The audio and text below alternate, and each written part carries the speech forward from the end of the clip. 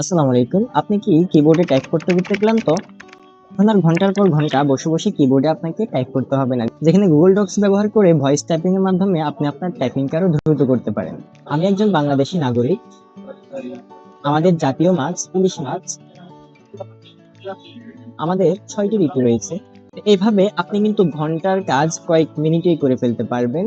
তো চলুন এই ইন্টারেস্টিং কাজটি আপনি আপনার কম্পিউটারে কিভাবে করবেন দেখে নিন। সেটি করার জন্য আমি ওপেন করে নিচ্ছি গুগল ক্রোম।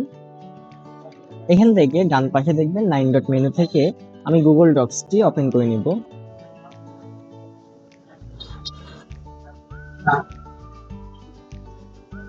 গুগল ডক্সে আসার পরে এখান থেকে একটি ব্ল্যাঙ্ক ডকুমেন্ট নিয়ে নিচ্ছি। দেন ভয়েস টাইপিং এর জন্য আমরা একটু উপরে টুলস নামে যে অপশনটি আছে এখানে ক্লিক করব। এখান থেকে ভয়েস টাইপিং নামে যে অপশনটি আছে এখানে ক্লিক করব।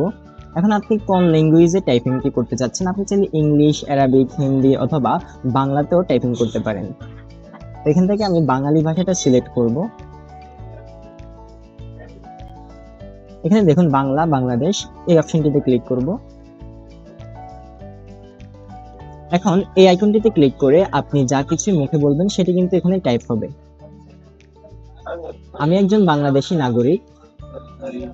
আমাদের জাতীয় মাছ ইলিশ মাছ। আমাদের ৬টি ঋতু রয়েছে। এভাবে আপনি কিন্তু ঘন্টার কাজ কয়েক মিনিটেই করে ফেলতে পারবেন গুগল ডক্স ইউজ করে।